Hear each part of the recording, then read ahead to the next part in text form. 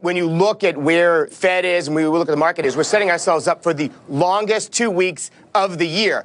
OPEC, retail sales, jobs report, Fed commentary. I think Janet Yellen speaks twice this week. So when I look at what's going to drive that Santa Claus rally, you're going to have to start with good retail sales. For many retailers, they rely on this for the bulk of their year. And based on the initial read, it sounds cliche, but the first step towards recovery is you have to acknowledge you have a problem. And I'm listening to retailers, and they haven't acknowledged the severity of the online threat. So Santa may have lost a few reindeer and hit a few potholes on the way to that Santa Claus rally this year, and the Fed is not going to be the issue holding us up.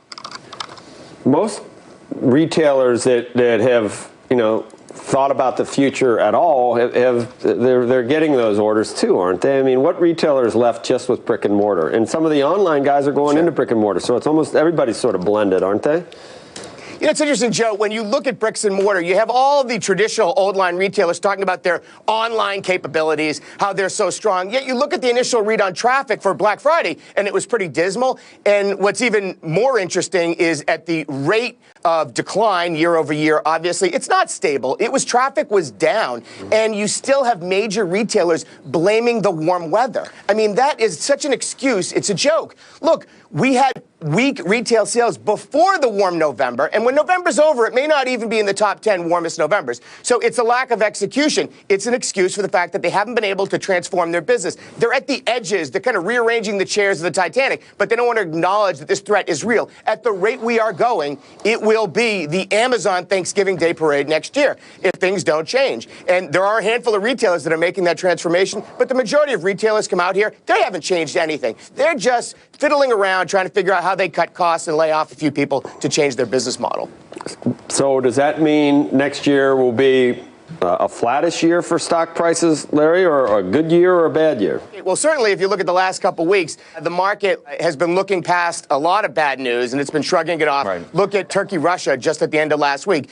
Typically, a geopolitical situation like that would send oil prices higher, it would send gold prices higher, and instead, actually, they both came down, and we had the lightest volume for trading of the year on Friday. So I think when you start to price those factors, they're a potential threat, and they're an excuse for a sell-off into next year. We'll get past the Fed. The issue won't be will the Fed raise rates. It will be what will happen after the Fed raises rates and how the market digests that. So I would tell people not to be too long here and not to be too aggressive on the market and recognize we're in for a period of heightened volatility. Heightened volatility can be your friend. It's not a straight up market. You can trade that heightened volatility because it means certain sectors get left in the dust. It won't be the mega cap, buy it all you can eat market, but there will be specific sectors, lots of opportunities, and investors can be very selective and still make money. So I don't think you want to be a uniform bear on things here, but you have to recognize that the easy money has been made, the buyback business is over, and investors are going to have to look for businesses that are executing, and those are fewer and far between in this environment. You just said the buyback business is over. Why do you think that?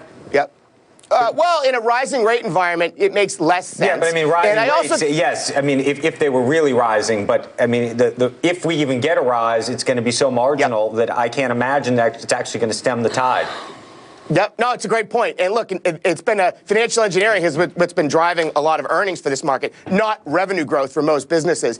But when you look at the public and the private markets may begin to converge here. And one of the challenges we've seen a lot of money leave the public markets, go into the private markets where it's been hiding, looking to exit. And now those exits are really in question and the valuations are really in question. So that starts to catch up with some of these big names, maybe like Amazon, maybe like some of the maybe the Ubers of the world. Maybe they no longer go up by 10 or $20 billion a year in valuation, and that starts to impact the market. And investors may want to go back to more traditional, higher quality companies in the public markets that have sort of just been ignored, and the better balance sheets have really been ignored. Like so just buying back stock. Do you remember that commercial? I mean, our cclosed captioning person just called me and said, I quit. Do you have meetings with your sales force? Do they just throw up their hands and say, hold on?